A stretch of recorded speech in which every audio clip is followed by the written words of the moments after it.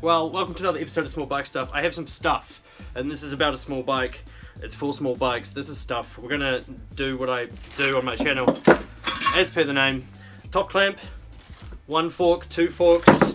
We've got the head stem, I guess you'd say. Disc, wheel, bearings. The wheel is a 17-inch, 1.6 by 17, 1.6 inches wide.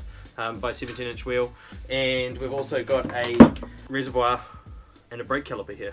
So awesome. Why do we have this? This is your typical CG110 or Chinese reproduction disc brake front end for a whole bunch of different bikes. These are a copy of like a CG110 or a CG125, which we really didn't get too many of in New Zealand, but this thing here is the same size as a lot of Hondas that are around. I know people that have put these into Honda CT110s, which are quite common here in New Zealand, so therefore maybe a CT90 it would fit. We're going to be attempting to fit these into a completely different bike, Yamaha.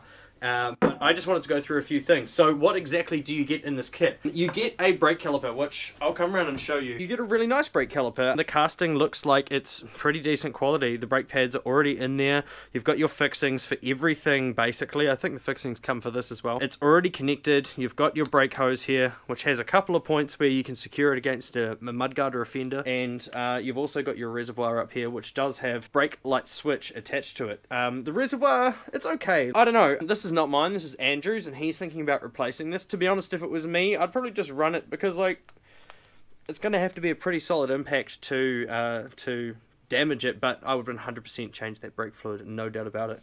This has been travelling like this, and you just never know. You don't want to be caught out at the wrong time. A little rubber cover over the brake lever, and there is a 10mm mount here for a mirror, which looks to be a right hand thread, just a normal thread. So that's your first bit. The wheel's probably the most important bit. It's already got its bearings, the crush tube in the middle, and the seals on here. This side's for the speedo drive, so you've got your two notches in there. The bearing size is 6301, which is actually the same size wheel bearings that I have in my Honda Chelly. And the 6301 bearings seem quite average. I would 100% push these out and replace them. This is made in China. I think Chinese products are awesome, but in saying that, you've got to be realistic about what you're getting. It's something that costs not much for what you're getting. If you got just a wheel alone from Honda for a CG110 from Honda Japan, it would probably cost you about $350. This whole kit costs $350. Okay, but there's no denying that the finish on this rim is very poor.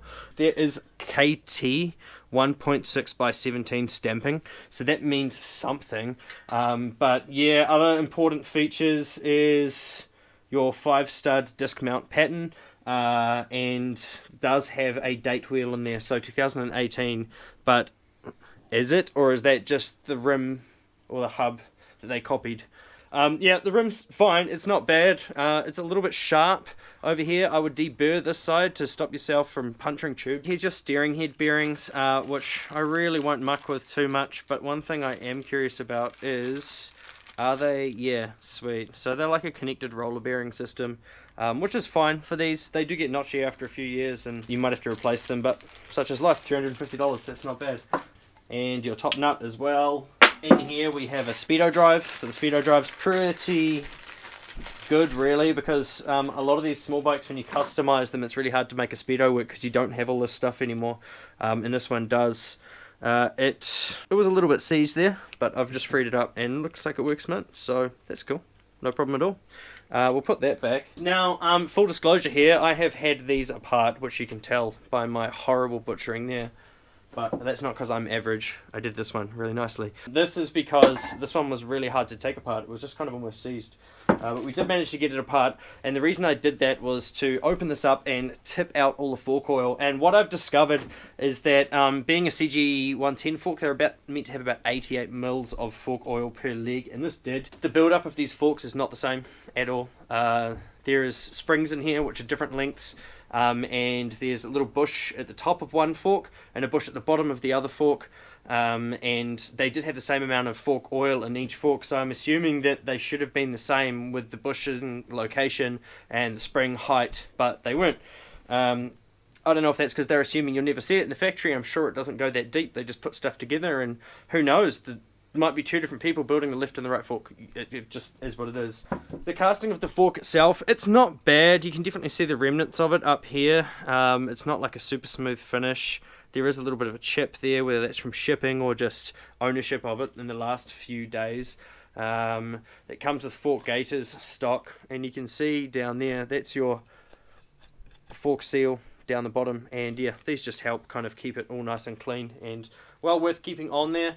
Other things to show you are probably the least favorite item. It feels like it's going to break at the first sign of you slamming your brakes on and hitting a brick wall, but you know, some people will be like, of course it should break then, but no, it shouldn't. This thing is just quite light. It's way too light. The casting isn't that great. That's your stem here, and you've got your disc here.